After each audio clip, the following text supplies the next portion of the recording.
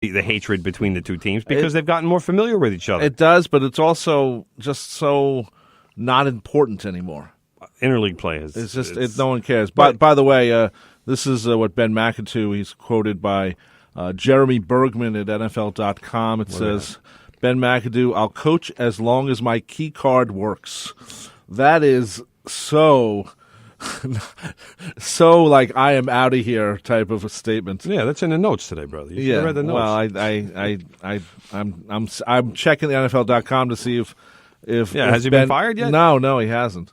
Because you know what's happened. How many shows have we done where the show ends? That's what happens. And then all of a sudden, an hour after the show. Yeah, an hour, and then something. Everybody who's listening to the show, check Giants.com or NFL.com at about 11 o'clock. That's if McAdoo's going to get fired. That's when it's going to happen. Exactly. It's usually about an hour after we go off the air. But the question about Ben McAdoo then is it really matter to fire him at this point? Well, here's why I think it could happen. Point, come on. All right. Here's why when I heard yesterday and I saw the headline for the story, McAdoo could be gone as soon as Monday. Here's why. All right? The Giants know they screwed up. All right? They've been dealing with the fallout on the Manning situation all week. So how do you get past that? How do you get past an angry fan base that already is appalled and disgusted and pissed off about the season that is now 2-10 and has been such an underachieving, terrible season? How do you at least pacify these people? You fire the coach. How do you get them to forget, or at least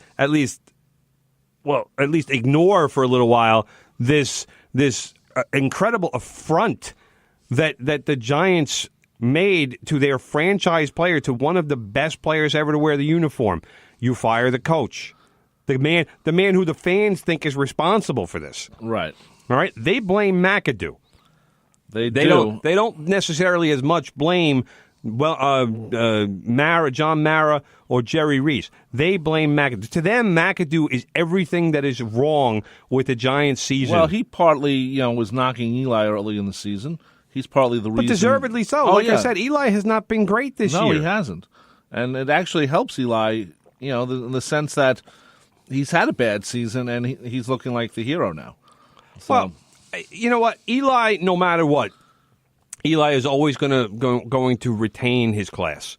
He is a classy guy. He is nothing but a professional. Even McAdoo said that after the game. He thanked Eli for handling this like a pro. As if Eli would handle it any other way.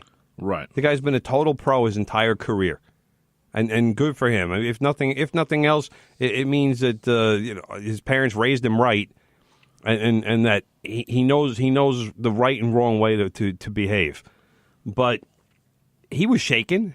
I would when this whole thing went down. There were interviews with him on the news. You could see the guy was trying to hold it together. He was ready to break down in tears. I don't blame him. I'd be that way too because he sort of knows it's over. Well, he knows the end is coming for sure.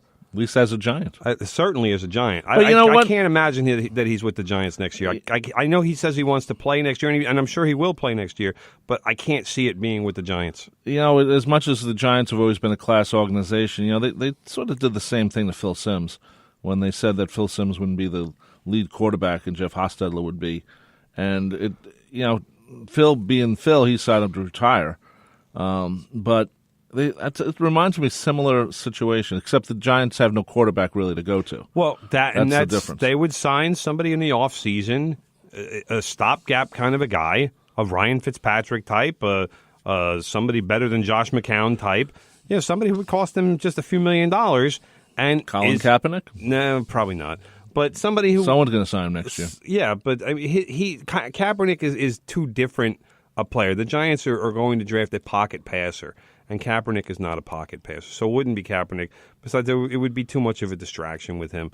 But they need somebody to mentor him, whoever the quarterback is that they draft. So it's going to be somebody who's a veteran. It's going to be somebody who's like Eli, who would. Although I think it would have to be somebody more accepting of the role than Eli would be, because I think Eli still sees himself as a starter. But somebody who who's a veteran, who's had some success, who doesn't mind teaching somebody and doesn't mind playing maybe 4, 6, 8 games, right? And can then cede the position. That's a good point, brother. You okay? You take a break? No, I'm just getting over a cold here. So, okay. It's every once in a while I need to cough. So we're going to take a quick break. Just quick break? Very quick 30 break. seconds. 30 seconds. We'll be back right after this. You're listening to From the Press Box right here at 90.3 WHPC, streaming on the iHeartRadio app. Do you like professional wrestling? What? Sports entertainment? What? Well, do I have a show for you? What? The Squared Circle, Mondays at 4 p.m. Oh, yeah! We talk all things professional wrestling. Woo! From the past That's our time! to the present. Yes! So listen up as host Justin Greenberg and Anthony Tartamella bring you The Squared Circle, Mondays at 4 p.m. on the voice of Nassau Community College, 90.3 WHPC. And that's the bottom line, because Stone Cold said so. Come on, everybody. Let's sing along with Bruce.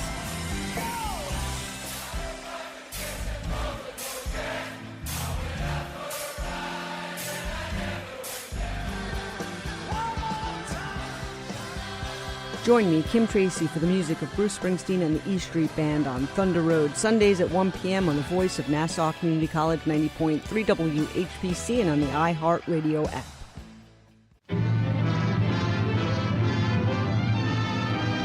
We're back here on From the Press Box here every Monday, 9 a.m. to 10 a.m., talking sports. I'm Rob Leonard. With me, of course, is my brother Tim. Tim, you're on Twitter at Real Tim Leonard. And we've been talking a lot of Giants today, a lot of Yankees today. We should say that the podcast, if you want to hear the whole show again, or if you come in during the middle of it, is available on Spreaker.com. Just type in From the Press Box, and the shows will come up. So, yes, or anybody who was checking us out on Facebook Live who didn't hear the Bill Madden interview. That's true. You can't hear the interviews on Facebook Live. Yeah, we don't have there's no plug-in on that. Yes. So, but anyway, I think we've talked enough about the Giants and the Jets. It's a difficult topic because, as a player, you always want to go out on your own terms. Every player wants to go out like Derek Jeter and Mariano Rivera did, or even in a certain way, Peyton Manning. He wins. He didn't go out on his own terms though. That's he would have stayed with the Colts. Right. The Colts, to their credit, allowed Peyton Manning. They released him so he could sign his own deal and go where he wanted to go. I can't imagine that the Giants do anything differently with Eli, only because I can't see. I could see a team maybe giving up a 7th round pick. Yeah, just and the only reason keep it level head. Well, the only reason being is because they don't want him to be a free agent, and they say, all right, we want this guy. Right. Maybe a 6th. But I can't see anything more than that. Because if they make that trade, they have to pay him his contract. Right. And if he gets released, then, all right, now that deal gets ripped up, and now, maybe a team could save a few $1 million. Yeah, good point. Good point. So even if Eli would be a starter, I mean, he's certainly not a $20 million a year guy anymore. No. And, there's nothing wrong with that either. No, I'm not being critical of Eli. I'm just, you have to acknowledge the fact he is not, when he was winning Super Bowls, he was one of the best half dozen quarterbacks in the league. He's not anymore. He's just not. You look at his quarterback rating this season, and it's not very good. So, and I'm certainly not blaming him for what's going on with the Giants this season, but you can't say that he's not part of the blame, or he shouldn't get part of the blame, because he should. No, I agree. I think so. That's why when I brought up in the beginning when I was talking that, some of this is on Eli because he said no to what they wanted. That doesn't mean they were correct in asking him, but I think he could have. At this point, you don't want to get hurt either. This is not a team that's protecting him. There's no one around him really. So I get what you're saying, but that was his reason for saying no, was because if he's going to play, then you get into a situation where what if the Giants get to halftime and Eli is 20 for 20 for 250 yards and a couple of touchdowns? and now you're pulling them out of the game? That's true. Good point. So, but at the same time, then do you play to lose, or do you play as like an exhibition game where But that's what it would turn them into. It would turn regular season games into exhibition games. Well, they already don't count anyway. But it reminds me they a little. count. What do you mean they don't do count? and they don't? Because you were talking about how the Jets have to lose to get the draft pick, and the Jets keep winning. When God, the Jets could have had a great season actually. They're being so Jets this season. But they could have had a great. If they had won some of those games, they should have won. All these seasons, this is what they should do now. From now on, all these seasons for the last couple of decades, they've been trying to win. Now they finally try to lose, and they're playing pretty well. Yeah, so I think. I mean, they're 5-7. I mean, let's not get crazy. But this was a team that was expected to be 2-14. Yeah, and there was also 3 games where they really could have won those games. They blow leads in the fourth quarter, so that's what I'm talking. It could very easily be a 7-5 Jets team as opposed to a 5-7 Jets team. I would say 8-4. Wow, so it's crazy. So what else you got on the list, brother? Well, college football. We got for like 5 minutes left. 4 minutes. 4 minutes left. Well, college football playoffs have been set. Alabama was the 4th team selected by the College Football Playoff Committee. Committee of 13, by the way. I saw a lot of tweets from Joe Willie Namath. I'm sure Joe Willie was happy. His boys got in. Ohio State was the 5th ranked team, much to the dismay of Buckeye Nation, I think they call them, and much to the dismay of Urban Meyer, the Ohio State coach, who I can't stand. So I'm glad he's out. And ironically enough, Ohio State defeated Wisconsin, which was previously undefeated, and would have been the 4th team. So Ohio State beating Wisconsin actually got Alabama into the playoff. Because if Wisconsin would have beaten Ohio State, well, then Alabama and Ohio State would have been out, and Wisconsin would have gotten in.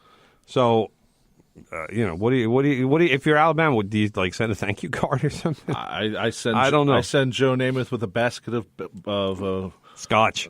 Well, Joe, did you see what Joe did? Joe, I think it was on Facebook. He had a picture of him the night he hit on Susie Glauber. Was that her name?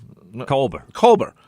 There was the night when they was celebrating the Jets. Hammered that night, but it was an early picture before he got hammered. Oh, all right. Well. So he's on the field. He's got the great fur coat. That was awesome. Well, it wasn't a fur coat. I don't think. I think it was some similar design. Okay. But it was. I'm like, you'd think he'd try to forget that, but Joe embraces life. Joe embraces life, and Joe had Joe right away admitted how wrong he was that day. He did. He admitted he got help. Yeah. I don't know if he's drinking anymore. No, I'm pretty sure he stopped. He stopped right. Leo said that's the last time I had a drink. That's good though. I'm glad he's taking care of himself. Yeah. So, but I'm like, to me, Joe Willie is the ultimate picture. Is him on the sidelines with the fur coat and the Fu Manchu mustache, where he's waiting to get in. So, anyway, we're running out of time, brother. All right, but anyway, so get back to what I was talking about. Oh, okay. Well, we got a minute.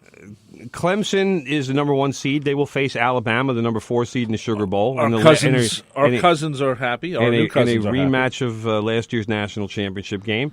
The Rose Bowl will have number 2 Oklahoma and Heisman Trophy favorite Baker Mayfield facing number 3 Georgia.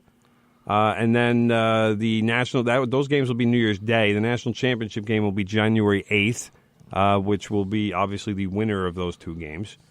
What we got? A minute left. About less. All right. The World Cup draw happened last week.